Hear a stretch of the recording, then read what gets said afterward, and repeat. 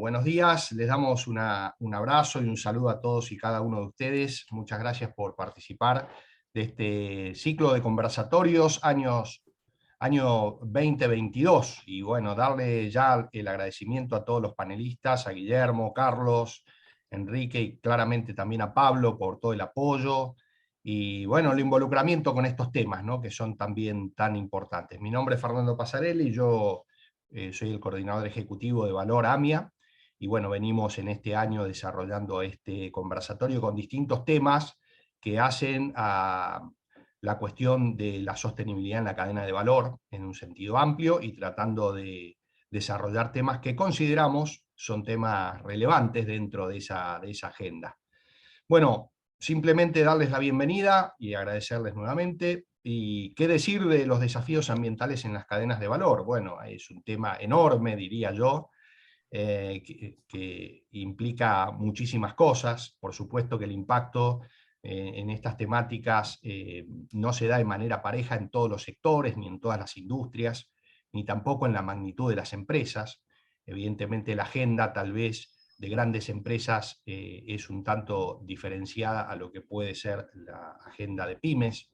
Pero bueno, hay temas realmente que son acuciantes, habida cuenta de bueno, las metas y los objetivos climáticos, por ejemplo, que hay sobre la temática, toda la cuestión vinculada al alcance 3, lo que se conoce en las cadenas de valor, el desafío que es poder contar con inventarios de toda la cuestión de impactos ambientales, y también ponerse de acuerdo en cómo medir, ¿no? Y a partir de eso poder, evidentemente, hacer un registro de los progresos que se puedan ir dando. Así que todas esas temáticas son muy complejas y muy interesantes, y bueno, confío que tanto los panelistas como el moderador tienen un dominio muy bueno del tema, y creo que en la complementariedad, digamos, de sus saberes y de sus funciones también, se va a dar una riqueza en este conversatorio. Así que bienvenidos, un abrazo para cada uno, y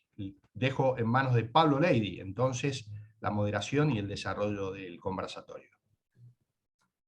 Muchas gracias, Fernando. Antes que nada, buen día y gracias por la invitación. Para nosotros es un honor estar aquí, poder conversar con los panelistas que vamos a tener hoy. Es un tema que quiero destacar a los organizadores, porque muchas veces cuando se habla de sustentabilidad hay muchos temas que están como a la moda, que generan muchos likes, que generan muchas conversaciones, pero no van a la profundidad de los temas. El tema de cadena de valor siempre es uno de los temas más complejos cuando se habla de sustentabilidad, y un dato que yo siempre destaco es que cuando uno analiza un reporte de sustentabilidad suele ser el capítulo que menos páginas tiene, el que por lo general tiene más expresiones de deseo, políticas generales, y cuesta bajarlo a la realidad. Muchas veces esto no pasa por una cuestión de mala fe, sino justamente por la complejidad a la hora de abordar el tema. Los dos grandes bloques temáticos que siempre aglomeran las políticas y los conceptos son el tema ambiental y el tema de derechos humanos. Hoy vamos a estar hablando principalmente del tema ambiental. Puede que seguramente surjan en algún momento temas más vinculados a cuestiones sociales con la relación que hay con el medio ambiente, pero vamos a estar hablando de temas como, por ejemplo, pymes, crisis sanitaria, descarbonización, cumplimiento, regulaciones ambientales, para lo cual tenemos tres panelistas, tres oradores que nos van a estar ilustrando. El primero de ellos es Guillermo Delgado, de Syngenta Argentina. Actualmente es gerente de negocios responsables y sustentables de Syngenta para Latinoamérica Sur. Previamente ocupó el cargo de jefe de stewardship para Latinoamérica Sur en la compañía durante 9 años, liderando proyectos que promovieran las buenas prácticas agrícolas y el manejo responsable. Su formación es ingeniero agrónomo, tiene diferentes posgrados, como uno en gestión estratégica en desarrollo sustentable de la UADE. Desde España también nos está acompañando Carlos Cordero Sanz, que es socio director de Sustentia Innovación Social. Su formación es economista de la UAM y tiene un Executive MBA en el Instituto de Empresa. Algo súper interesante del perfil de Carlos es que tiene un trabajo de campo en diferentes países de Latinoamérica, en temas, por ejemplo, proyectos de auditorías, evaluaciones, investigaciones, estudios, diálogos y capacitación, con lo cual esa mirada creo que está bueno destacarla porque es un perfil que no abunda quizás tanto en esa mirada regional para ilustrarnos. Él ahora nos está hablando desde España, pero tiene esa formación en toda la región en la que estamos nosotros. Y por último, va a estar también Enrique Prini Becorena, que es abogado y procurador de la Facultad de Derecho de la UBA, es miembro del Comité Legal y Técnico del CEAT, ha sido coordinador del Consejo Consultivo Honorario de Asuntos Jurídicos de la Cámara de Sociedades desde 1997, y un dato que es súper interesante también es que es socio fundador de la Asociación Argentina de Ética y Compliance desde el año 2010. Y entre otros grupos de trabajo en los que ha estado participando, hay uno que es muy interesante, por ejemplo el de CIPEC, en lo que es buenas prácticas de gobierno corporativo e integridad de empresas públicas. Hecha esta presentación, para aprovechar bien el tiempo, vamos a ir comenzando con las preguntas. Esta dinámica va a ser a modo de conversatorio. Pueden ir escribiendo las preguntas en los diferentes chats, ahí creo que hay uno en YouTube y uno en esta misma plataforma, así podemos ir dando participación a los intereses que van a ir surgiendo. La primera pregunta, para ir comenzando, quien quiera de los oradores tomar la iniciativa, está invitado a hacerlo, es ¿cómo podemos mejorar las capacidades y performance de pymes proveedoras en contextos de crisis económicas desde la perspectiva ambiental? El que quiera comenzar está invitado.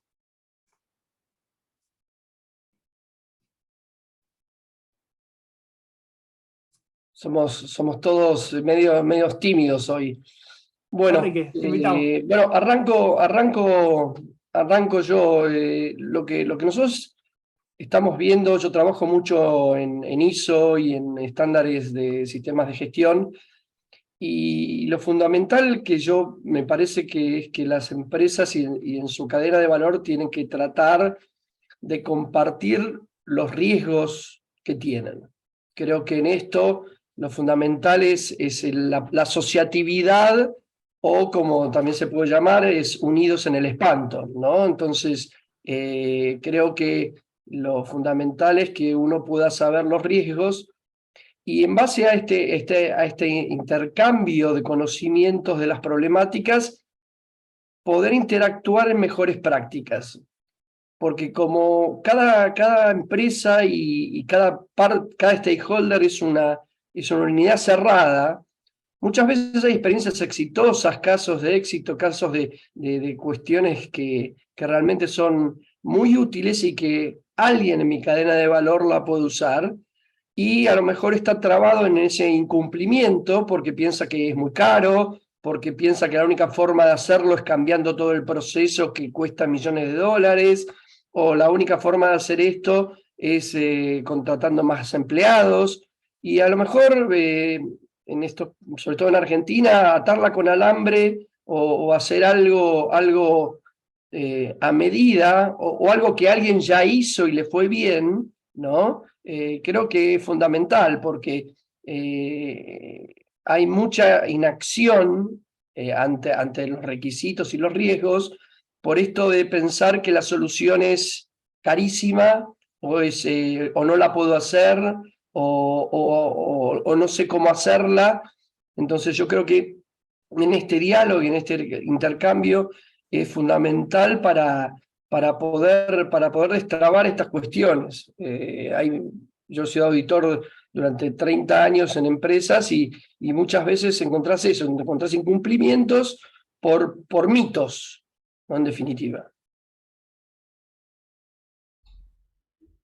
Bien. Ahí, Guillermo, ahí prendiste el micrófono. Sí.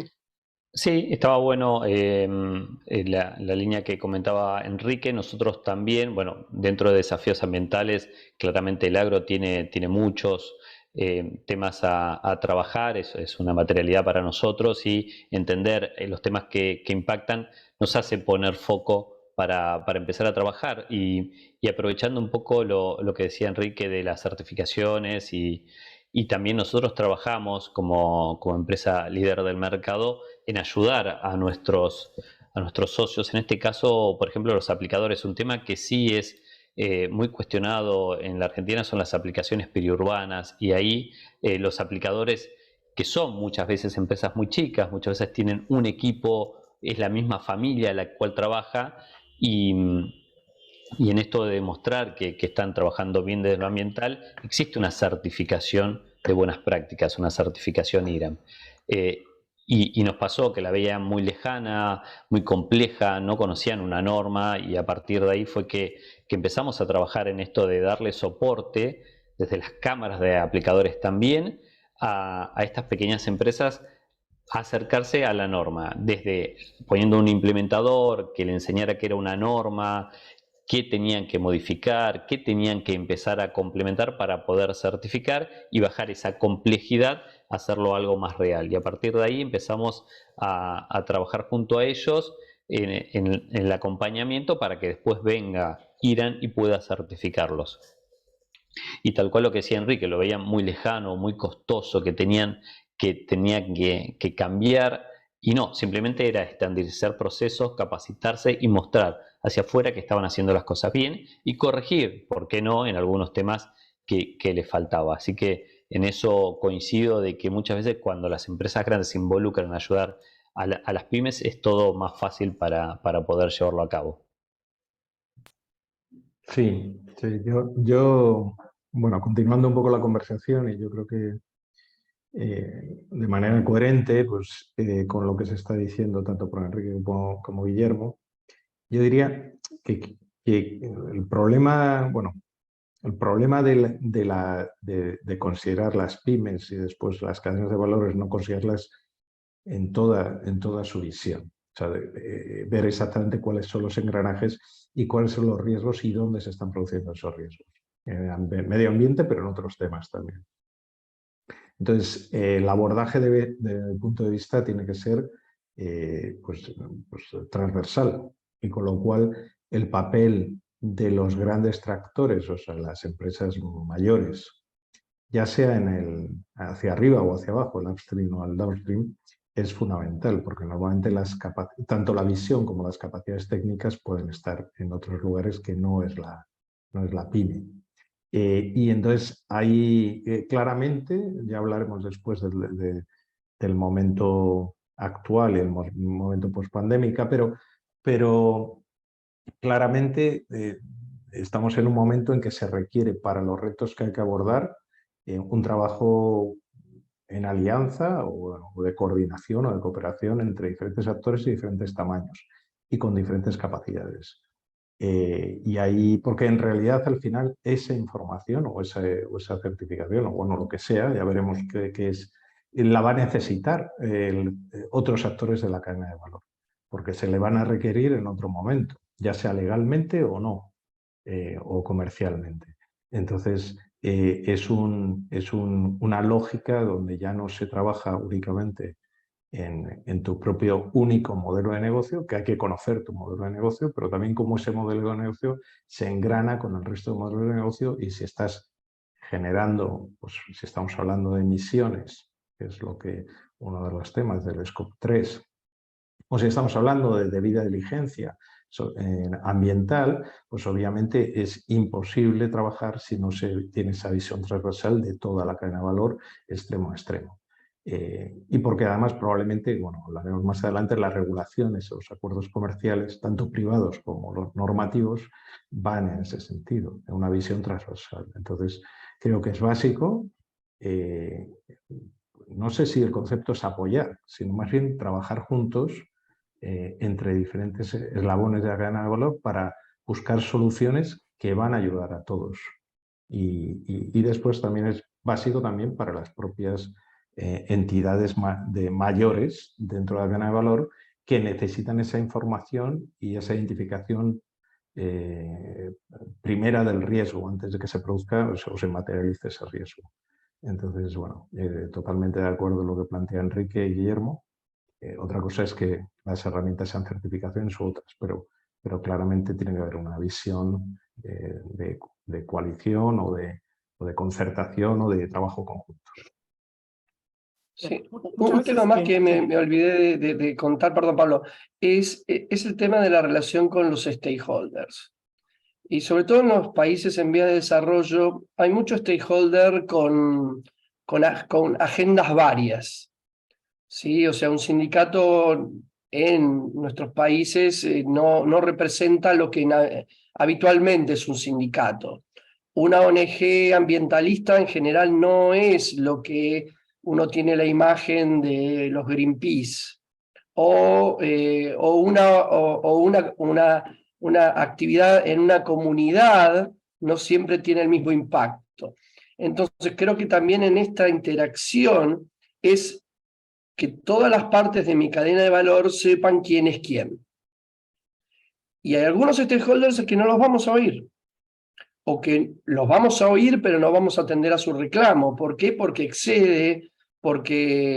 excede el pedido normal de un stakeholder de acuerdo a su representatividad, ¿sí? O sea, una cosa es que me pidas condiciones de trabajo y otra que me pidas cápitas, o que yo a todos mis empleados los ponga en tal sindicato, porque van arriba de un camión a la casa, ¿sí? Entonces, ese tipo de cosas son muy útiles por lo que decía Guillermo de los tamaños. Entonces, cuando vos te abroquelás en grupo de proveedores de Syngenta o de Ford Argentina, ¿sí? O Toyota, no es lo mismo cuando vos te sentás a negociar como el aplicador Rodríguez que tiene un camión. Entonces, creo que eso me parece que también es importante en este intercambio de información. Yo donde veo la mayor problemática y la parálisis es en esto, en la actitud de muchos stakeholders de presión, hasta diríamos casi mafiosa, en determinados temas, o de ser, o de plantear que su derecho es el único posible, ¿no? O sea, la defensa del medio ambiente contra la actividad del hombre. Entonces, eliminarla, o sea, dejar de. Entonces, bueno, todas esas cosas en nuestras comunidades son muy habituales. Así que me parece que eso también es otro elemento muy importante para usar en estas dos armas que hablábamos de cómo manejar, y sobre todo aparte de la temática ambiental, donde hay mucho mito, hay mucho mito por un lado, y aparte hay mucha persona extremista, ¿sí? Binaria, ¿sí? Entonces, ante el binarismo, estamos viendo ahora esta gente que se pega a las obras de arte y tira, y bueno, o sea, lo estamos viendo en países centrales, ya ni siquiera estamos viendo, bueno, estos son todos estos loquitos de Argentina. Estamos viendo que la gente se pega con la gotita a un Rembrandt. Entonces, creo que esto es muy importante para bloquear a mi cadena de valor en un capullo de protección. Hay un punto que creo que es interesante, y ahí te cedo la palabra, Guillermo. Muchas veces yo percibo, y ahí les hago la pregunta a ver si coinciden, como que muchas veces el sector privado hace silencio como política sobre diferentes temas que la sociedad va abordando y deja como el espacio para que empiecen a crecer determinados mitos, por ejemplo en cuestiones ambientales, que después cuando el sector privado tiene que salir a brindar sus fundamentos ya tiene el partido medio perdido. Ahí, ¿cómo perciben en eso de que en la construcción social de determinados temas, puntualmente de medio ambiente, muchas veces el sector privado no deja como que se crezcan determinados conceptos que después ya están en el imaginario público y no son tan fáciles de borrar? Pablo, retomo en esto donde dejás, que es verdad, los espacios se llenan y decimos dentro de las compañías que aquellos que vos no ocupás los terminan ganando otros. El sector, el agro en particular, que me toca trabajar, ha pagado un poco eso, ¿no? De ir dejando los espacios sin seguir a salir a dar la segunda campanada en esto de los mitos. Tenemos muchos dando vueltas en lo que es la producción. Argentina, los productores de Argentina son líderes en producción, en incorporación de tecnología, y muchas de los mitos que están no hemos salido a defenderlo. Ahora estamos en ese camino, pero como decís, hay mucha oposición muy extremista. No, volviendo en esto de trabajar con los stakeholders, lo escuchaba a Enrique nombrar a ONGs y nos pasa también nosotros, además de salir a hacer alianzas con organismos del Estado, como CONICET para hacer investigaciones de programas, también trabajamos con las cámaras, tuvimos que ir a las ONGs que son donde están del otro lado reclamando y empezar a hacer ese acercamiento. Tenemos casos concretos de trabajar con TNC o Solidaridad en el Gran Chaco o en el NEA para poder bajar a tierra, y tenemos que empezar a trabajar con ellos y encontrar un equilibrio en puntos. Tenemos que encontrar ese punto en común en el cual trabajar, porque si no vamos a estar gritándonos de ambas partes. Y bueno, fue el caso de Terravío, tal vez lo conozcan, pero fue nuestra alianza con TNC para trabajar con productores del Gran Chaco y empezar a trabajar en aspectos ambientales. Hay lugares en los cuales ni ellos venden producto ni nosotros somos ambientalistas, pero en el medio hay un montón para trabajar en las comunidades y empezar a trabajar con ellos que son bien de terreno y hacer algo bien grande, empezar a hacer casos concretos. Así que no quería dejar pasar esto de que necesariamente tenemos que salir del sector y empezar a trabajar, no solamente en toda la cadena, sino con actores con los cuales no estábamos acostumbrados. Sí, Carlos. sí, yo, bueno, manifestaros un poco mi experiencia también. A ver, yo he participado en bastantes diálogos internacionales en Europa, en muchas normativas que están surgiendo ahora. Empezamos a dialogar hace 15 años, o sea, sobre esta de la transparencia, el no financial reporting, ahora el debida de vigencia, taxonomía, etc. Y las posiciones iniciales que se planteaban desde diferentes actores con naturaleza distinta y probablemente perspectivas distintas, vamos a dejarlo ahí, cada uno tiene las suyas, y motivaciones, probablemente intereses distintos también, partían de una posición muy alejada, hasta que en el 2011, tanto la Comisión Europea como Naciones Unidas, con los peritos rectores, como la OCDE, como la OIT, bueno, digamos, hubo unos grandes consensos internacionales al respecto. Eso cambió totalmente la perspectiva y cambió hace ya, pues estamos en el 22, hace 11 años.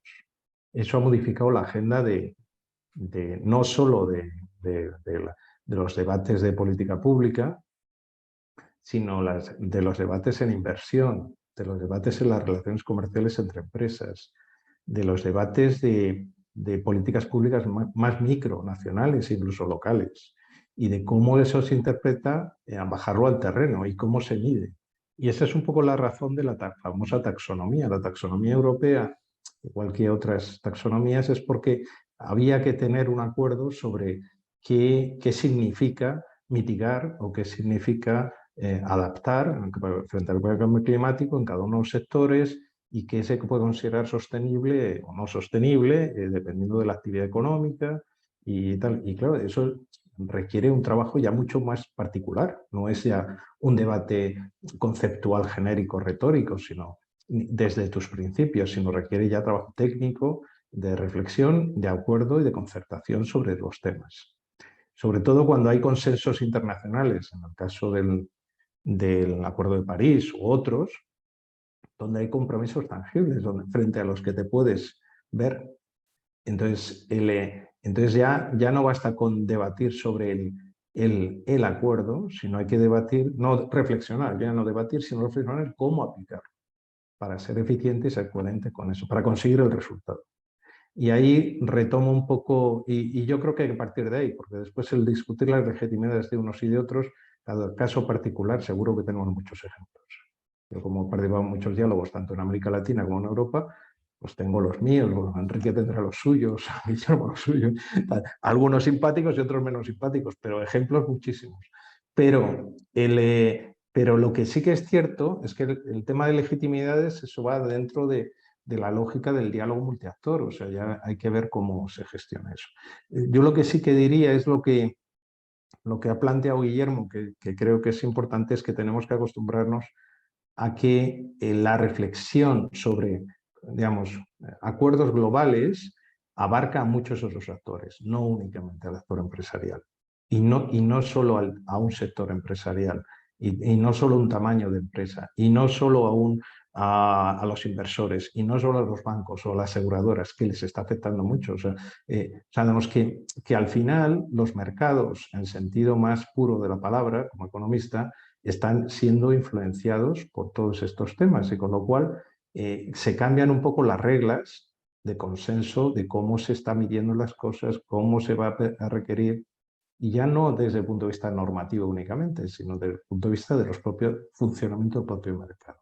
Entonces, que para eso es muy necesario, como decía Guillermo, bueno, y Enrique antes, pues conocer a tus partes interesadas, tus stakeholders, y tener capacidad de diálogo y de entendimiento, de escucha y de poder ver. Y eso da igual que seas una gran multinacional o que seas una pyme, porque también tendrás tus propios stakeholders locales o como sea, ¿no? Eso es lo que quería resaltar sobre lo que decís. Muy bien. Voy a pasar a otra pregunta. ¿Cómo evalúan las expectativas frente a los avances reales vinculados a las metas de alcance 3? ¿Qué obstáculos deberemos superar para lograr grados aceptables de cumplimiento? ¿Cómo lo ven ese tema? Pues si os parece empiezo yo porque de eso me estoy peleando. A ver, el alcance 3 es el que realmente va a hacer, si lo conseguimos hacer bien, va a ser el que realmente va a hacer que cambiemos la trayectoria de cambio climático, o sea, del calentamiento. O sea, sería el que realmente, porque es el que nos da la visión no perfecta, pero sí más completa de las emisiones que estamos produciendo en toda la cadena de valor. Entonces, bueno, eso es como concepto, es el que deberíamos conseguir y es el objetivo de todos, o debería serlo. Otra cosa distinta es que sea fácil. Es muy difícil y que partimos de un momento con muchos desafíos. Entre ellos, el primero, que muchas veces es el desconocimiento de la propia cadena de valor.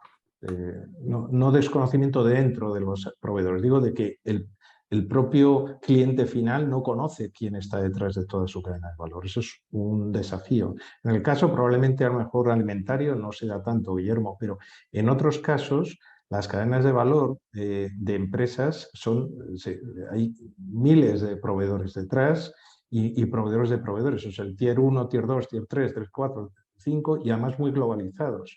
Y en algunos casos con auténticas sombras de quién está detrás. No en sentido vicioso, sino en sentido sencillamente que no se sabe. Entonces, solo eso ya dificulta técnicamente para recoger, porque para el Scope 3 lo que hace falta es recoger la información y que esa medición de emisiones sea accurate o precisa, o sea, sea lo más precisa posible, que se mida bien, pero después que se pueda recoger esa información y además se traslada a través también de la cadena de valor. Hay ejemplos muy interesantes de algunas empresas que están abordándolo.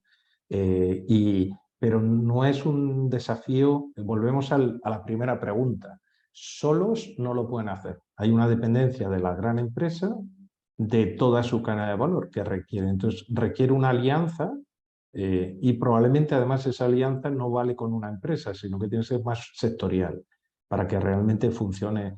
Entonces, ¿en qué situación estamos? Se está avanzando, pero cuesta mucho. Y lo digo trabajando con algunas grandes empresas que están trabajando en ello, cuesta pasar del tier 2 y tier 3 y tal. Pero también os he de decir que en medio ambiente es donde es más fácil, porque son mediciones científicas. En otros temas que también se nos va a pedir, que son las sociales o de derechos humanos, los derechos laborales, todavía la lógica de cómo recoger esa información que te va a pedir la debida diligencia es más compleja. No solo porque faltan sistemas de información, sino también porque la forma de medir habría que estandarizarla para hacerla efectiva. Entonces, eso pues lo dejo ahí. Pero bueno, es decir, hay que hacerlo.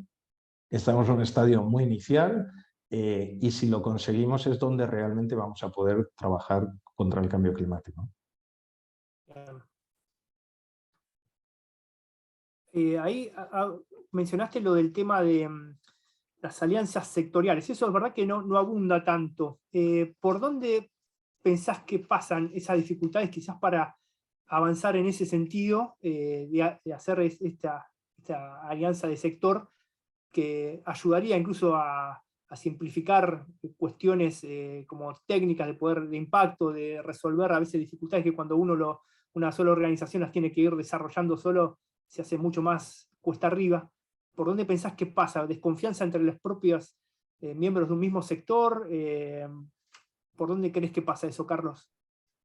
Bueno, yo creo que fundamentalmente porque no es eso una cultura de colaboración muchas veces, o sea, partimos muchas veces de una cultura muy competitiva por las razones, entonces existe, claro, desconfianza en compartir información y que eso pueda quitarte las ventajas de conocimiento que tú tienes o de tu canal, de suministro o lo que sea. Entonces, yo creo que es un error, o sea, digo, un error cultural, es algo que tenemos dentro porque tenemos la lógica competitiva, pero en este tipo de cuestiones, bueno, en otras muchas también, la concertación, la alianza, el saber cuál es el papel de cada uno y estar alineados para aportar cada uno, para dar la solución, yo creo que es lo adecuado. Y es algo que quizás hay que meterlo también en las escuelas de negocios en la actualidad, o sea, decir, vale, tú haces tu plan de negocios, pero tu plan de negocios puede incluir perfectamente trabajar en alianzas con otros actores de tu propio sector, obviamente con tus proveedores o tus clientes, pero también porque hay desafíos. Ahora mismo tenemos desafíos globales que solos no vamos a poder afrontarlos. No digo como empresa, digo como país incluso.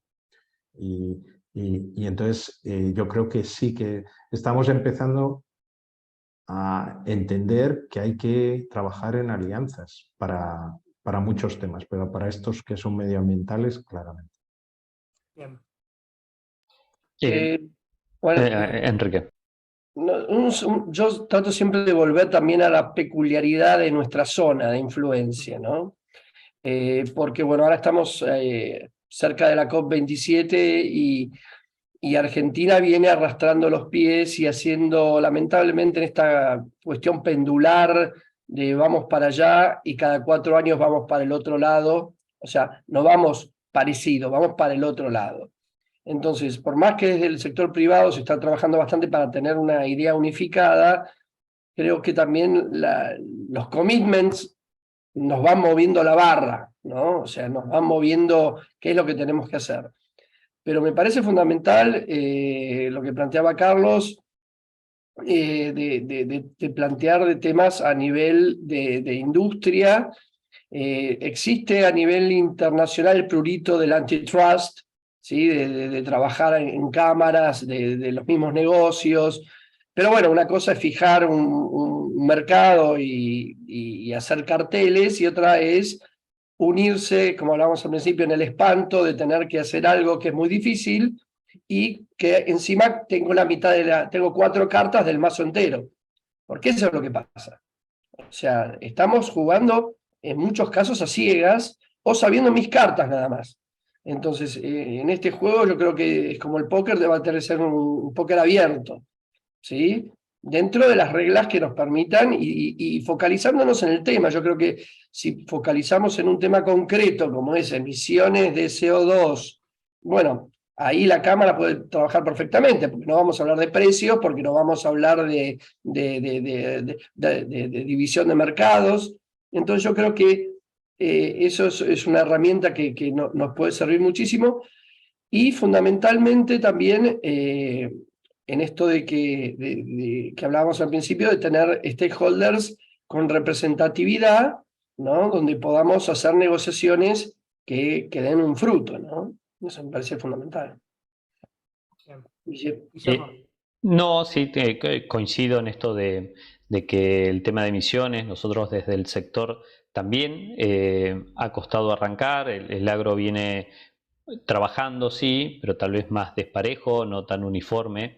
Y en esto coincido que el trabajo de las cámaras es fundamental. Tenemos a SEATS haciendo muy, muy buen trabajo en eso, y coincido que tenemos que empezar a abrirnos y empezar a hacer alianzas. Nosotros también estamos trabajando de nuevo, en un tema complejo y llevarlo, porque hoy tal vez no estaba tan en la mira del productor trabajar en carbono, y ahí empezamos a buscar alianzas o con Apresid o con, bueno, que sean referentes, justamente como decía Enrique, que nos ayude a unificar y a trabajar todos como sector.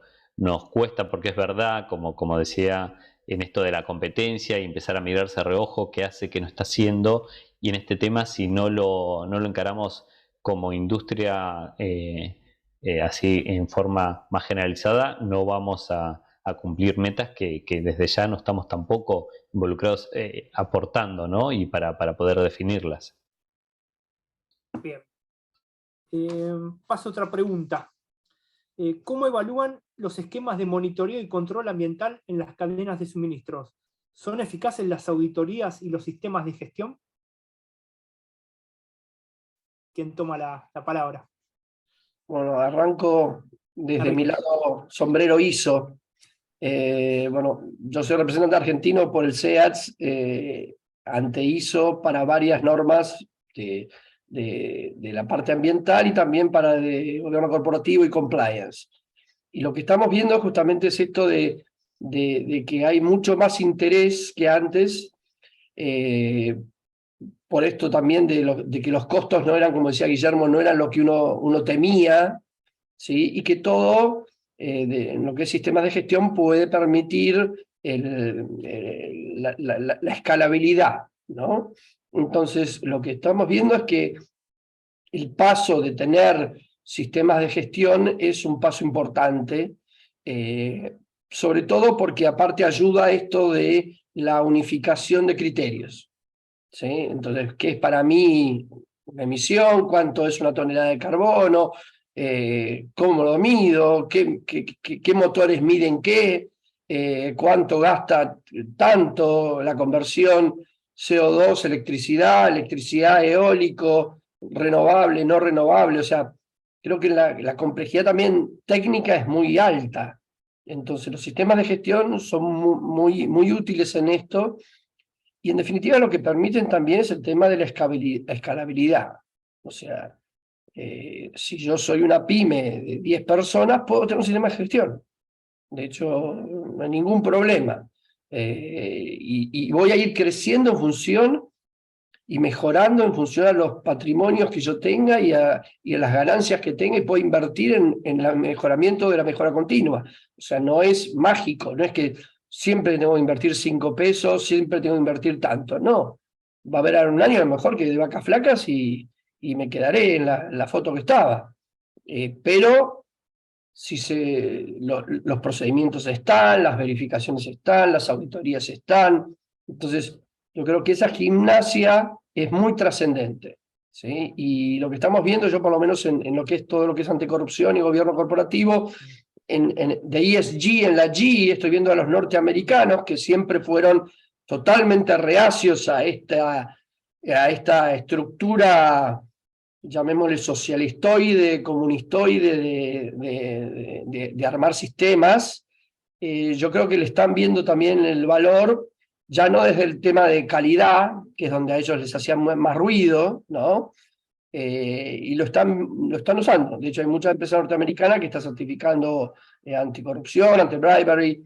Entonces, eso también es un gran mensaje, porque Estados Unidos dicta mucho del mercado. Entonces, cuando esto deja de ser una barrera para arancelaria y es una buena práctica, bueno, ahí hay muy buenas noticias para todo Occidente, ¿no? Sí.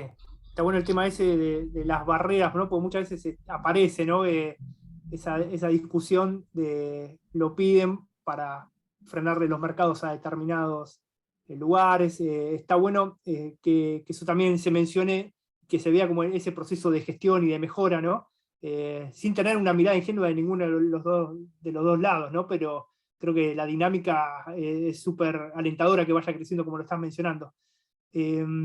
Ahí, no sé si Guillermo querías decir algo ahí. Sí, no te quería interrumpir, Pablo, pero me parece bueno esto que traía Enrique bueno, que certificar las normas nos ayudan a demostrar también en tema de las buenas prácticas, nos pasa muchas veces que llegamos con estos procesos que de nuevo son complejos, pero tratamos de desarmarlo y hacerlos a medida para acompañarlos, pero cuesta mostrar muchas veces en algunas partes que no van a vender y no van a exportar la necesidad de tenerlos. Entonces, empezar a acompañarlos en este proceso, decir, bueno, es esto, te va a servir para tal vez no tengas un sobreprecio por hacerlo, no ganes plata pero sí te va a ayudar para el momento de que tengas que mostrar que estás haciendo las cosas bien, ¿no? Nosotros hoy en el agro tenemos una IRA, un 14130 de buenas prácticas, que distintos capítulos para cada parte de la producción, y tuvimos que salir a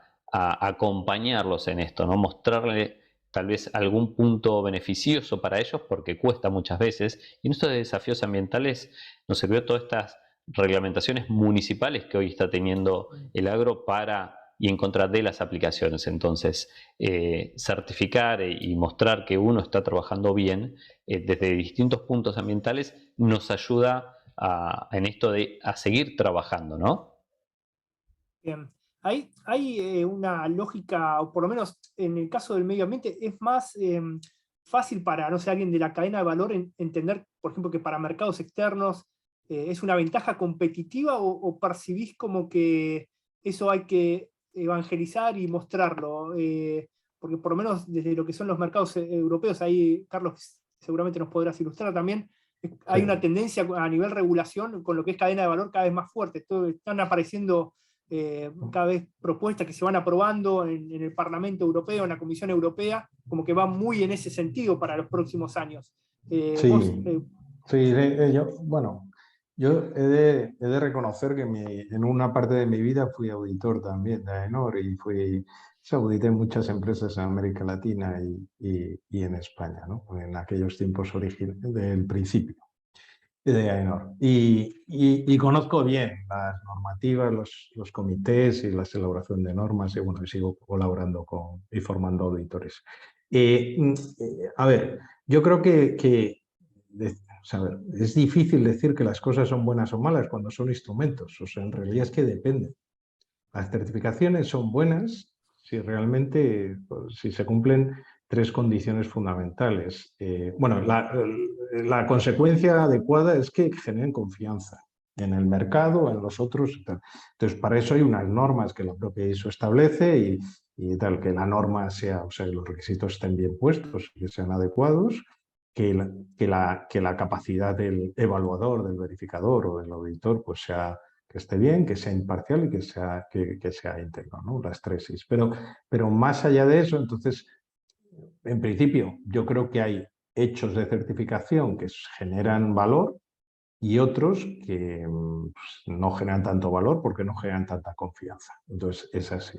En el caso ambiental, es más fácil, por lo que decía, bueno, más fácil no, es más científico en muchos casos en la forma de medir, porque ahí realmente hay una posibilidad de hacer pruebas concretas y cálculos concretos que sí que, digamos, que están estandarizados y que se dice como, y entonces ya dando el valor, pues es adecuado. Otra cosa es lo que planteaba Enrique con los sistemas de gestión, que eso es más general, eso es medio ambiente, calidad, compliance, bueno, cualquiera de los temas, que es como el armazón donde se van metiendo las diferentes formas de medir y de gestionar la empresa.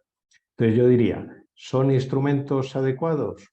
Pues probablemente sí, en muchos casos. ¿Todos? ¿Se puede decir que cualquier certificado es válido para el propósito? Pues no.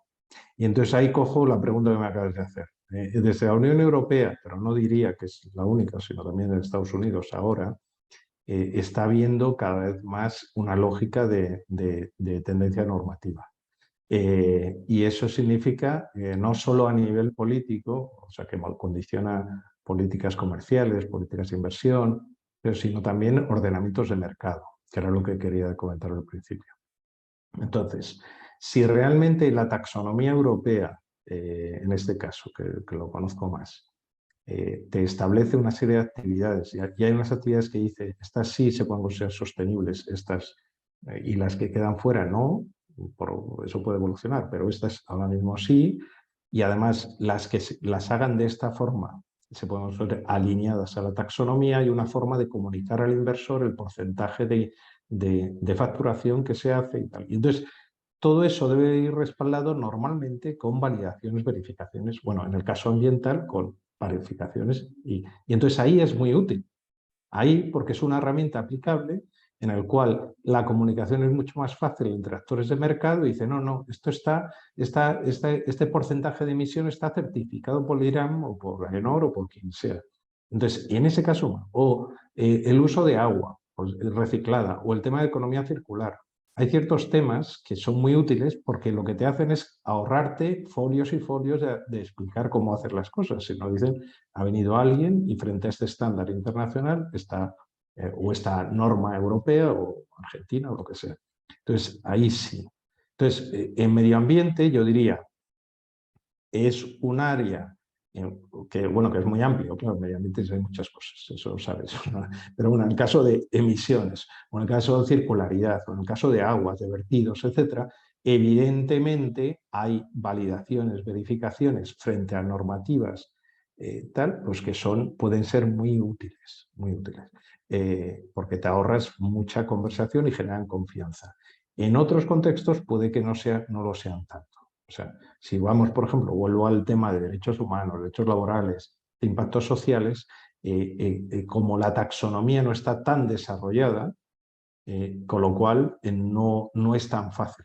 O sea, es muy útil, pero no es tan fácil. Eso es un poco lo que... Claro, llegar a consensos de determinados indicadores, ahí no, están como en un debate importante. Claro, pero eso es la taxonomía. O sea, Exacto, de hecho, sí. o sea, la taxonomía es eso, es decir, ¿qué significan las cosas? Bueno, ya los griegos se hicieron una taxonomía, ¿no? Entonces, eso es al final, ese consenso que hablábamos antes de que debemos ponernos de acuerdo, pues en ese proceso finalmente hay un proceso técnico, porque de hecho ni es la Comisión Europea ni el Parlamento, es un organismo EFRAG, en el caso del reporting, que es de entidades, bueno, las entidades de contabilidad o financieras que han ampliado este.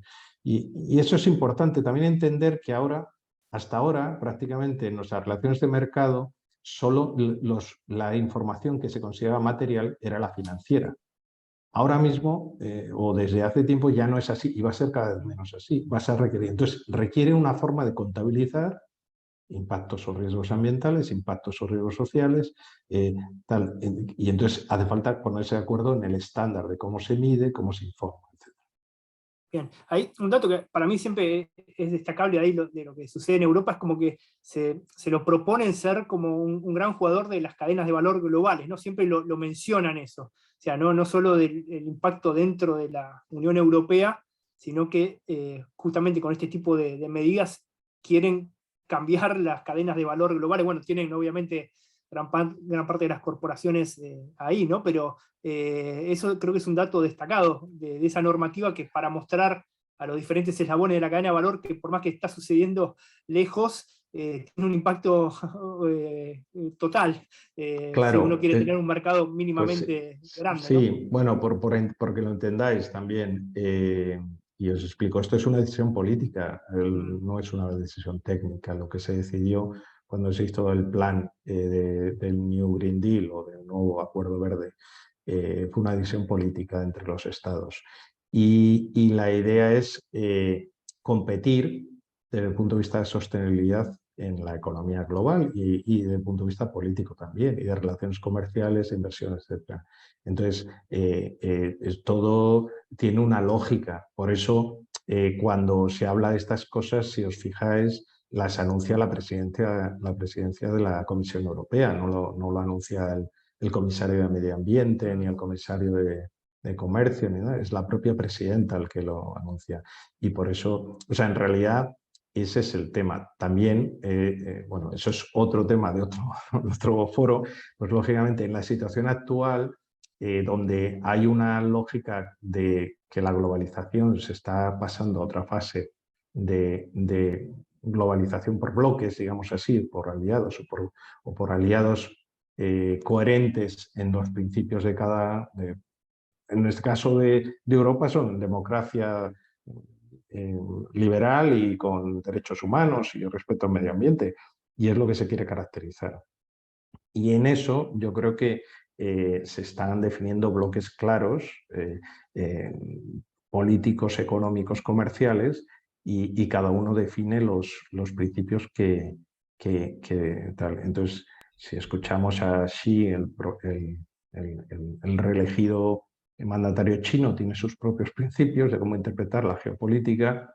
En Europa tenemos los nuestros, que claro, que condicionan las relaciones con otros, y en Estados Unidos, Canadá, pues tienen los suyos, o los australianos los suyos. Yo creo que estas cosas hay que entenderlas de esa manera. Entonces, es como una decisión de continente, o bueno, Estado supranacional, que es Europa, redefine sus formas de relacionarse, sin querer ser colonialistas ni nada, sino sencillamente, bueno, si queremos ser socios deberíamos estar alineados en principios, en enfoques, etc. Perfecto. Ahí, Guillermo, no sé si querías decir algo. Sí, Pablo, quisiera ahí, está muy bueno lo que trae Carlos, y también lo del Green Deal también, porque es verdad esto último que decía, si queremos ser socios debemos estar alineados, ¿no? Que es algo que por ahí no estamos tanto, o por lo menos vemos en estas decisiones de Europa, decir, bueno, vamos a ir por acá, y se mete objetivos que tal vez a nosotros como Latinoamérica y países productores de alimentos no está tan consensuado, ¿no? Nosotros aquí estamos trabajando, a pesar de no tener ese tipo de reglamentaciones, vamos de camino, no esperamos que haya una ley para trabajar en temas, formas muy proactivas, ya sea o en carbono o otro tema material muy importante que nos impacta, como es la biodiversidad. Nosotros como empresa venimos trabajando en biodiversidad hace muchos años y buscando alianzas justamente para promover un tema que sabemos que es clave y tenemos que hacerlo. Pero bueno, justamente en el tema de uso de productos o límites de residuos y demás, muchas veces se setean datos que son difíciles de seguir si no están alineados con los países justamente que trabajan, ¿no? Digo, es interesante esta visión de que nosotros, primero, sí tenemos nuestros estándares, sí trabajamos, sí muchas veces no está reglamentado, pero lo hacemos voluntario porque sabemos que es necesario. Pero esa necesidad de seguir alineando para justamente poder alcanzar las metas, porque si no nos sigue pasando lo de siempre, ¿no? Perfecto. Paso a una nueva pregunta. ¿Consideran que podrían promoverse esquemas precautorios en los que las empresas deban probar su inocencia ambiental para continuar operando? Por ejemplo, el pacto de Escazú, consulta previa. ¿Cuál es la mirada sobre el tema? Bueno, pues, voy a empezar Carlos. de nuevo, que quizás sea más controversial. A ver,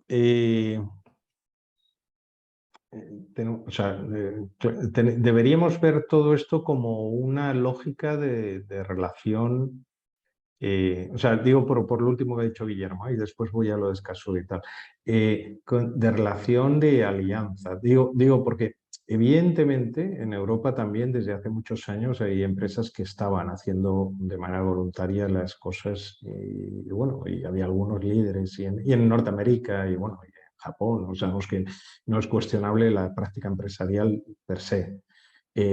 Pero en este caso es más bien la de relaciones. Entonces, cómo esto va a condicionar las relaciones no entre estados, que también podría ser con los acuerdos comerciales, porque todavía está pendiente el acuerdo comercial entre Europa y el Mercosur, que es otro problema. Pero bueno, ese es pero no, yo hablo de los propios actores de mercado. O sea, los propios actores de mercado van a ir definiendo requisitos, pues igual que se pedía en calidad o se pedía en precio o se pedía en otra cosa, pues van a ir apareciendo. Y eso es una cosa que intento siempre explicar, para que no piensen que es que llega alguien y le impone una normativa, sino que el propio mercado lo va a imponer. Entonces, eso va a ser así. O lo preveo, ¿no? No sé, tampoco soy profeta, pero preveo que va a ser así el goteo. El otro tema que planteas es, bueno, es que lo que hablas de enfoque precautorio ya es algo que está hace mucho tiempo. O sea, de hecho, la lógica de debida diligencia va en ese sentido. O sea, en el sentido de que tú no trabajas sobre los impactos, sino trabajas en la gestión de riesgos. Bueno, de hecho, casi todos los modelos actuales se trabaja sobre eso. Entonces, evidentemente va sobre la prevención y la precaución. O sea, no es tanto. Y de hecho, cuando en compliance, que Enrique ha comentado antes, el cumplimiento, normalmente las normativas van en ese sentido. Y si estás ante un fiscal o un juez por un tema de un delito que se ha producido, normalmente una de los atenuantes es demostrar que la empresa sí definió su sistema, sí lo puso implementado y sí tenía un grado de eficacia razonable, pero que lo que se produjo no fue porque no había un sistema, sino porque no se detectó y tal. Entonces, esa lógica de precaución, evidentemente todos los sistemas de gestión y de gobierno corporativo en la actualidad lo tienen metido. Y de hecho la normativa de debida diligencia va en ese sentido, o la de no financial reporting o de información sobre sostenibilidad europea va en ese sentido, pero normativas ISO van en ese sentido también. Entonces, tal. Otra cosa distinta es que los ejemplos que planteas. El pacto Escazú o la alianza, el acuerdo de Escazú, que es más OEA dentro de la región de América Latina. Eso está abordando un tema muy específico, que es el del derecho a acceso a información ambiental. En nuestro caso, en Europa, tenemos el acuerdo Aarhus, que también es algo similar, menos completo porque es más antiguo que el de Escazú, y en el que también se aborda eso.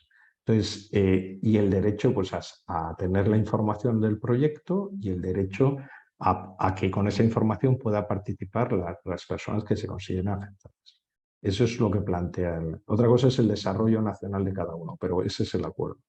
Y el otro que plantea es de consulta previa, pues pasa lo mismo. Ese es el convenio de la OIT, en el cual que después cada normativa nacional desarrolla, si la ha desarrollado y si no la ha aplicado directamente, y es el derecho de consulta previa, que es responsabilidad del Estado y que a veces pues, lo delega en procedimientos a las empresas, a los proyectos. Pero bueno, es eso el tema. Pero digamos, son dos instrumentos legales que no son en sí mismos precautorios, sino más son de derecho. Son derechos. Uno es el derecho a acceso a información, que es el artículo 19 de Naciones Unidas, reinterpretado para tema ambiental, y el otro es el derecho de consulta previa, que también es un acuerdo internacional de la OIT. Entonces, eso es importante. Pero bueno, ante la pregunta, ¿vienen precautorios? Yo diría, al menos desde el 2011, ese es el enfoque que hay en casi todas las normativas. Bien. ¿Ahí quieren agregar algo? Pasamos a la siguiente pregunta. Bueno, un detalle de desvío profesional y vuelvo a la patria. El tema es la teoría y la práctica, ¿sí? Entonces, a nivel teórico, comulgo con Carlos y la letra de la norma y la letra y el espíritu va hacia allá. El tema es la praxis, ¿no? La praxis y el paso a paso, como decía el filósofo Merlo, ir tratando de construir este camino.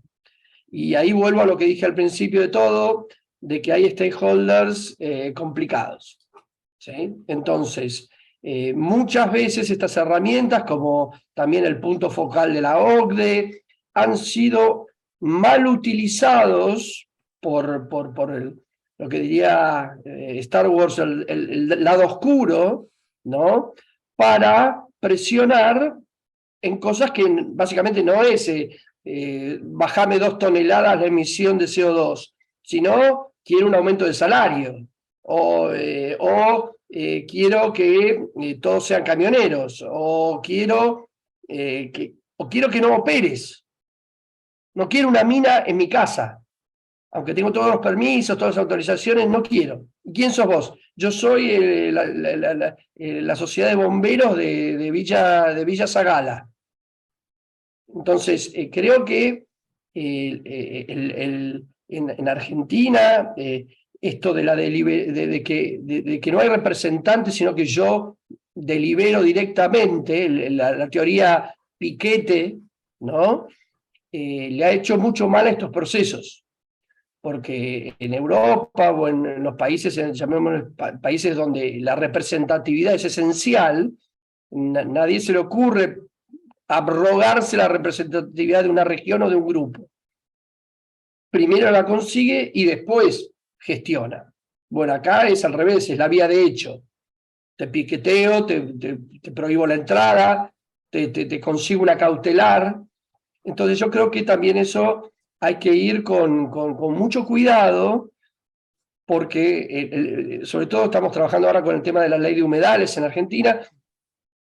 El principio precautorio es muy complejo, porque el basamento científico aparte es muy bajo, ¿no? O sea, en muchos casos hay soporte, pero en la mayoría de los casos no. Y en el tema, por ejemplo, de humedales, o en el tema de bosques, o en el tema de glaciares, el soporte científico de por qué sí o no es muy bajo. Entonces, tenemos que tener mucho cuidado a la hora de decir, bueno, sí, que venga Escazú y este procedimiento y la consulta y principios precautorios. No.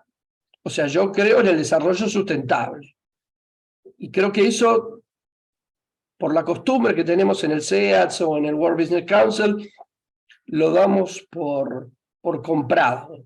Y no, yo creo que todos los días hay que levantarse y decir, buen día, ¿cómo te va? Desarrollo sustentable. ¿Cómo te va? Bien, desarrollo sustentable. ¿Por qué? Porque el discurso del otro, como decía Guillermo, te reemplaza y terminás paralizado. O sea, señores, todo lo que tenemos, miren así, mirá la máquina, mirá la cámara, bueno, eso es desarrollo sustentable, es actividad antrópica, es el hombre interfiriendo. Entonces, hagámoslo bien, pero hagámoslo. Entonces, yo creo que esto tenemos que, como un mantra, ¿sí? Un mandala, hablar permanentemente del desarrollo sustentable, no de sustentabilidad. Sustentabilidad es una cosa, pero es una cosa más de objetivo. Desarrollo sustentable es de la operación. O sea, yo voy a hacer impactos y los debo hacer, y está bien que así sea. Entonces esa bandera no se debe arriar nunca, en cualquier tipo de negociación en la que estemos incluidos, porque si no, venimos perdiendo. Entonces yo creo que mi pasado empresarial y mi pasado de Antes de asesor. pasarte la palabra, Guillermo, ahí te quería preguntar, Enrique, ¿vos pensás que esto se debate en las escuelas de negocios, por ejemplo, así como lo estás planteando? Bueno, justamente no, y es lo que yo estoy tratando de volver a la carga Barracas, porque, bueno, yo soy representante argentino en varios foros, y se habla de sustentabilidad, y se habla de los objetivos de París. Ahora, muchachos, todo muy lindo, pero acá hay que comer. Acá lo tenemos a Guillermo. ¿Qué vamos a hacer? No, transgénico no, que eso. ¿Y qué hacemos en el desierto? ¿Y qué hacemos cuando no hay agua? ¿Y qué hacemos con las plagas? Entonces, a ver, tenemos 6.000 millones de habitantes, tenemos que darle de comer a todos. Entonces, el caballo delante del carro. La locura, no. Pero andemos, como decía el Quijote, ¿no? Entonces, tenemos que movernos. Entonces, no confundamos gordura con hinchazón. ¿Sí? Acá tenemos que ir para un lado, que es el desarrollo sustentable. De hecho, en el tema ESG, que yo estoy trabajando mucho, hoy lo que se ve es que los BlackRock del mundo están con el tema Ucrania y el tema tengo que quemar carbón, están arreando un poquito la bandera y diciendo, bueno, nivel 3 no, hagamos 1 y 2. Entonces, pero claro, o sea, esta era una de las preguntas que yo tenía en mente también, el tema de, o sea, ¿hay una especie de time out? Sí lo hay.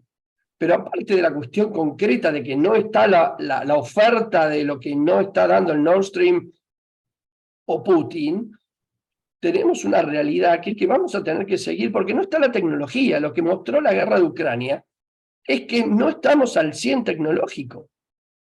Ni Alemania, con sus euros por kilowatt, hoy puede pagar lo que no tiene.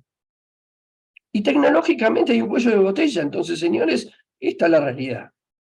Pues está el concepto de transición, ¿no? Ahí, claro, la transición energética es una realidad, en el sentido de que transicionamos, pero no está todo dado para llegar a ese punto X. No está, no hay forma. Hoy no hay tecnología para llegar al 100%. No nos engañemos. Entonces, hoy no está.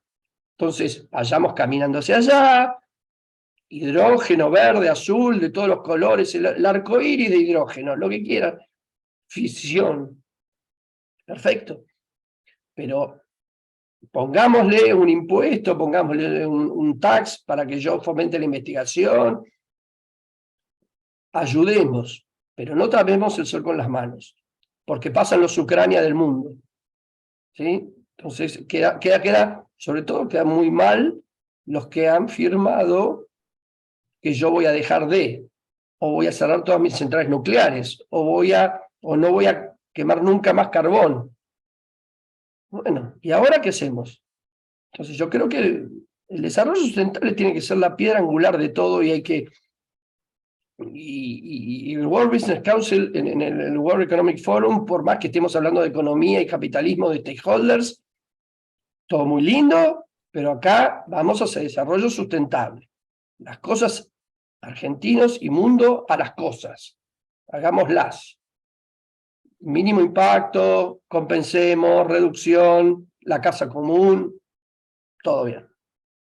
Pero si no, no va a haber comida para mañana. Bueno, yo creo... Sí, un segundito, Carlos, y te doy la palabra, es cortito. La verdad que abriste, Enrique, un montón de ventanas. Yo iba por la otra punta, pero bueno, tal cual coincido en esto del desafío de la producción. Nosotros cuando vamos a hablar de desarrollo sustentable y tratamos de involucrar partes, la coyuntura, o llegás de 6 meses de sequía y te dicen necesitamos seguir produciendo, es un tema que no lo podemos sacar de la discusión, por lo menos de Argentina. Ese es nuestro eje y nosotros como empresa, todo nuestro mayor desafío, cómo seguir incrementando la producción, manteniendo la calidad y siendo sustentables. Es el gran desafío, no podemos corrernos de ahí. Por eso muchas veces cuando vienen este tipo de reglamentaciones es como complejo lidiar con estos temas. Ahí solamente coincido con lo de humedales, esto de necesitar de trabajar multisectorial y llegar hacia trabajar en conjunto para que salga algo mucho más superador, y tal vez tomando esa línea que venías comentando de la ley de humedales, contar que nosotros, y en esto de la inocencia ambiental y necesitar como empresas empezar a trabajar, nos pasó con un caso concreto en Argentina con lo que es la ley de envases vacíos de fitosanitarios, las cuales la industria venía trabajando en forma voluntaria durante muchos años, recolectando envases, buscando la forma de reciclar y pidiendo que se reglamente justamente para poder dar transparencia. Terminó saliendo esa ley de envases vacíos de fitosanitarios, donde toda la industria se nucleó en una cámara y empezamos a trabajar, pero así de la mano de la reglamentación, al otro año vinieron multas, ¿no? Como diciendo, bueno, los objetivos son estos, y voy a decir, pero bueno, fue pedido por nosotros justamente para empezar a trabajar en una temática y en esto de la progresividad, ¿no? De un día para el otro dijeron, bueno, pero en otros países están juntando este nivel, junten ustedes también y recolecten, y no fue posible. Entonces es como que necesitamos que todos los actores se involucren, entiendan esto de la progresividad, y que es un objetivo que nosotros tenemos como sector, pero siempre apuntando que lo primordial es la parte productiva, no podemos sacarlo de foco a eso. Ahí, Guillermo, un caso también paradigmático que pasó hace poco con los mitos, las leyendas, o a veces esto de las ambiciones demasiado como de demasiado buenas intenciones, solamente es el caso de Sri Lanka, ¿no? De repente que se pasó a decir que no se le dio tanta trascendencia de lo que es realmente, ¿no? Hay muchos mitos a veces con determinadas cuestiones y cuando un país de regolpe se quedó sin comida, porque justamente empezaron las plagas o se quedaron justamente con un nivel de baja de productividad de alimentos y están con hambruna. O sea, ahí no sé si querés agregar algo No, sobre ese no, tema. totalmente. Para nosotros, para sector, fue un ejemplo muy claro de que no se puede cortar y por más que una reglamentación dice a partir de hoy no se aplican más productos pensando que es la solución, si no tenés un camino recorrido, si el productor no tiene herramientas, las plagas vuelan de un campo a otro, entonces no hay forma de trabajar con biología desde lo estructurado y desde la reglamentación. Esto tiene que ser progresivo y tenés que educar a toda tu cadena de valor y tenés que trabajar en herramientas alternativas. No se puede de ninguna forma, y el caso de Sri Lanka fue muy notorio que la producción cayó, la hambruna está, y hoy nuestras herramientas tecnológicas vienen a trabajar en ese proceso de transición. Bueno, empecemos a este camino que nos va a llevar unos años. No podemos decir, y no te puedo firmar que esa meta se va a cumplir en 5 años. Esto nos puede llevar 5, nos puede llevar 10, dependiendo cada país. Pero sí, ese caso tal vez no sonó tanto, pero en nuestro mundo agro fue un Sí, emblema de lo que puede pasar si uno baja la bandera de un día para el otro. sí, ahí nosotros ahora a fines de noviembre, principio de diciembre, vamos a estar presentando nuestra investigación y vamos a estar hablando de ese tema, porque nos parece que es como un paradigma de muchas veces de cuando los mitos y las leyendas generan un problema a lo que es la sustentabilidad, el desarrollo sustentable. Nos parece que es un tema clave, y ahí lo conecto con lo que estaba diciendo Enrique con el tema energético, ¿no? Que a veces hay como demasiados eslogans dando vuelta y nos falta entender que no es todo tan sencillo, porque vivimos en un mundo que tiene una determinada lógica que no la podemos cambiar de noche a la mañana por más que lo queramos, y menos cuando hay una crisis geopolítica como la que estamos viviendo. Ahí, Carlos, creo que querías decir algo. Sí. A ver, no, es más reaccionando y reflexionando sobre lo que estamos hablando. A ver, el problema o mi opinión, es mi opinión personal, evidentemente, desde mi experiencia, el problema que estamos viendo en Europa y el resto del mundo con, con, con la guerra de Ucrania y las consecuencias son varias. Bueno, el primer motivo es porque nos es ajeno la voluntad de Rusia en su momento. O sea, es un régimen político de corte autoritario, como muchos otros, que no compartimos en la mayoría de los países europeos, y ha tomado la decisión de pues, utilizar una geopolítica del siglo pasado o del previo. Entonces, eso es un tema, eso es imposible de solucionar, y ya se vio en Europa en la Segunda Guerra Mundial cuando intentamos negociar con Hitler previamente para que no ocurriera algo parecido. Eso es un caso claro desde nuestro diagnóstico. El segundo es que es verdad lo que está planteando Enrique y Guillermo, en el sentido que no estábamos preparados desde el punto de vista del gas y de otras energías, pero fundamentalmente porque no había una voluntad política y una coherencia de políticas públicas. Entonces, seguir utilizando las mismas lógicas solo van a conseguir que consigamos los mismos resultados. O sea, me refiero al caso de Alemania que habéis mencionado. Obviamente existe una dependencia altísima del gas ruso, porque se apostó por un gas barato a través de los canales de los gasoductos, y no se estuvo preparando para la transición energética frente al discurso que tenía. Entonces había incoherencia de políticas, no era un problema tecnológico, es un problema de política pública. En el caso de Francia puede ser algo parecido, pero distinto, porque su base energética son las centrales nucleares. Y tampoco ha hecho estos últimos años una política de transición energética adecuada. Eso ha cambiado la decisión política. Otra cosa es que es verdad, a partir de ahora hay que ver cuáles son los plazos para implementar la no dependencia energética, y menos de países que consideramos que no están alineados con los principios de democracia liberal y de derechos humanos y ambientales que somos. Entonces, eso es lo que os quería decir, que el tema de la lógica de cuáles son alineaciones de socios, que eso se va a ver en mercados y en inversión también, parte de una lógica geopolítica. Y otro tema muy importante, y que tiene que ver más con, porque nos hemos ido quizás del temario del foro, es que una de las cosas que se ha descubierto que nos hemos despertado de manera como una pesadilla después de la pandemia al ver la importancia de cadenas de confianza, de cadenas de temas esenciales de confianza.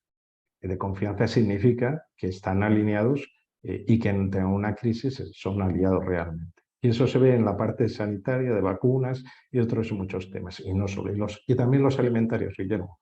Entonces, esa es la lógica que yo comparto con vosotros. O sea, evidentemente, todo requiere una transición tecnológica, pero también de decisión política o estratégica de las empresas, igual que las empresas, de nuestras empresas, requieren una decisión: voy a cambiar en estos años, o voy a alinearme, voy a rediseñar.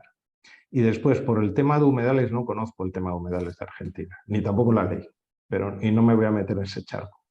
Entonces, pero lo que sí os puedo decir, que vosotros conocéis la primera reserva natural que se reconoció a nivel mundial, es el Parque Nacional de Doñana, en Andalucía, en el sur de España, que es porque surgió World Wide Foundation.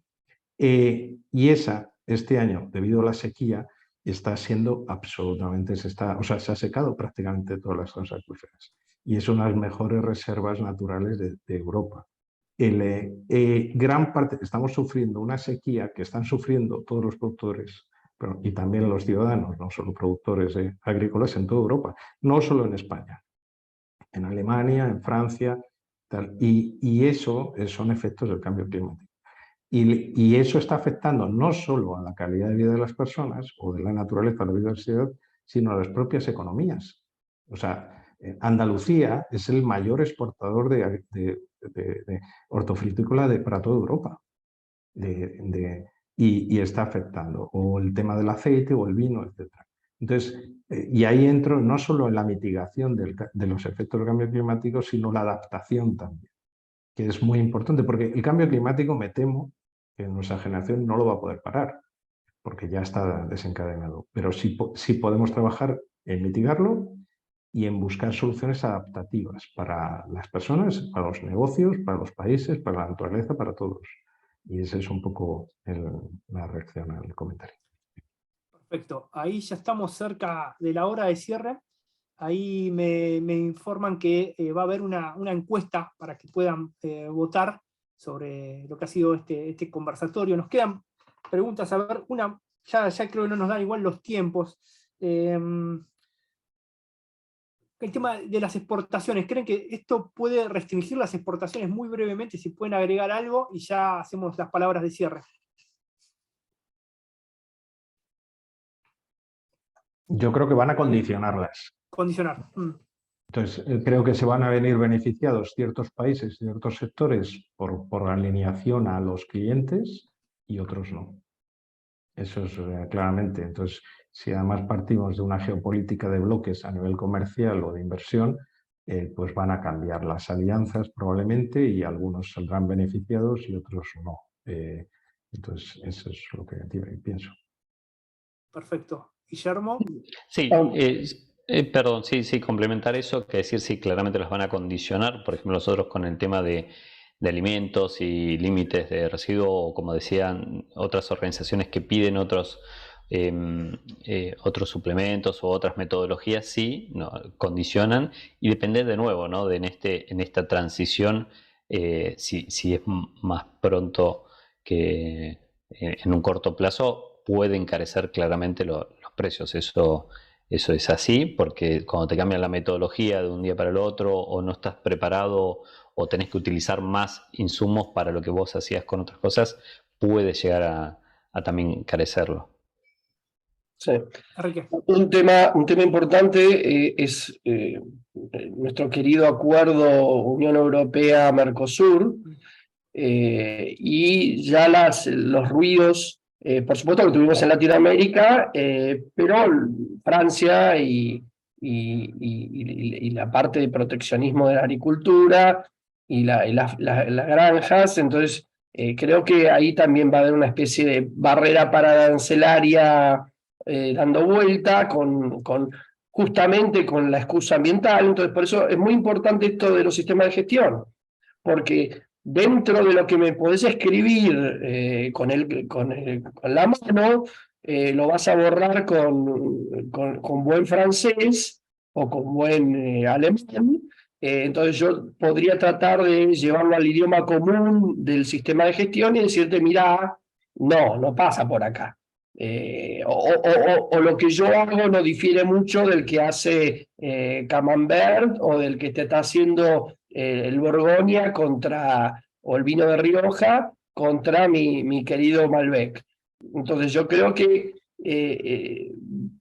es importante esto de tener sistemas de gestión internacionales porque, a lo que decía Guillermo y Carlos, los estados van a tratar de escribir cosas, pero como los van a escribir desde el lado político, los sistemas de gestión tienen esa virtud de la objetividad hasta donde se pueda. Entonces yo creo que muchas cosas que los políticos van a tratar de escribir se van a poder desbaratar con sistemas de gestión, con una verificación por terceros, con un auditor externo, y como en general ese tipo de auditorías son de nivel internacional, lo que diga Carlos en Madrid, lo que diga Guillermo acá, o lo que yo pueda hacer en una auditoría en Brasil, va a ser muy parecido. Entonces, creo que los consultores acá podemos jugar un papel muy interesante de un idioma común para este tipo de barreras pararancelarias. Con el objetivo justamente de desarrollo sustentable, es decir, mira, a tu granjero subsidiarlo de otra forma, pero el mejor Malbec es el de acá. Entonces, creo que esas cosas, no hablemos de vino de Rioja, ¿no? Y de Champagne, pero digo, creo que estas cosas aparte hacen bien a la comunidad global, porque tenemos la Pampa y porque la Pampa es esa, o como decía Carlos, las frutas y compráselas a Galicia. No quieras usar el manzano en Düsseldorf, que de abono solamente se lleva $10 por manzana. Entonces, me parece que también tenemos que ser muy buenos administradores de la cosa global, ¿no? Y el que tenga una ventaja competitiva, que la tenga y bienvenido sea. Y ni que hablar en Argentina con vaca muerta, ¿no? O sea, eso da para un tema largo. Y sí, bueno, sí. bueno, si alguien tiene un beneficio en eso, bueno, ponerlo en el mercado y bajar los precios de las otras cosas, porque justamente lo que estamos viendo es que no hay oferta aparte. No hay. Así que bueno. Muy bien. Ahí ya vamos a ir cerrando para entregar a tiempo. Simplemente, a ver, para redondear, yo creo que hay muchas cuestiones que siempre lo decimos nosotros, que tienen que ver con los mitos, con las leyendas, con a veces tratar el tema de una manera superficial. Vuelvo a destacar que hablar de cadena de valor, de temas ambientales con profundidad es un tema importante, que muchas veces después permea a otras cuestiones, pero que obviamente muchas veces no tiene los likes o la repercusión de un título grandilocuente, ¿no? Entonces yo quiero destacar estos espacios, que se pueda opinar, que se pueda conversar, mirar, tener diferentes miradas, ¿no? Creo que hay desafíos con lo que tiene que ver con la representatividad que se mencionaron aquí, de los diferentes stakeholders, de generar confianza, los desafíos para generar incluso alianzas sectoriales para tener mejores resultados, impactos, y el sector privado tiene que hacer un montón, no solo las corporaciones, sino las pymes, y hay que generar estas instancias de diálogo y de generación de confianza. Y vuelvo a esto, para que pueda haber este desarrollo sustentable o desarrollo sostenible, necesitamos que el sector privado contribuya a no dejar que crezcan tanto los mitos y las leyendas, que muchas veces con eslogans se habla de sustentabilidad y desarrollo, ¿no? Y después termina habiendo problemas enormes. Así que creo que este tipo de espacios ayudan a que esto por lo menos se dé la mirada de lo que no hay que hacer y de las cosas que hay que refutar. Así que gracias Carlos, gracias Guillermo, gracias Enrique. Y le cedo la palabra a Joana, creo que es la que está ahora, va a tomar la palabra, para que haga el cierre formal de este conversatorio. Gracias. Bueno, agradezco muchísimo, Pablo, muchas gracias por la moderación. Guillermo, Enrique y Carlos, ha sido un enorme placer escucharlos y muchas gracias por sus palabras, creo que ha sido enriquecedor para todos y todas los que estuvimos aquí presentes y bueno, ahora sí los dejo con una breve encuesta, es más que nada para tener un feedback acerca de cómo fue el encuentro de hoy.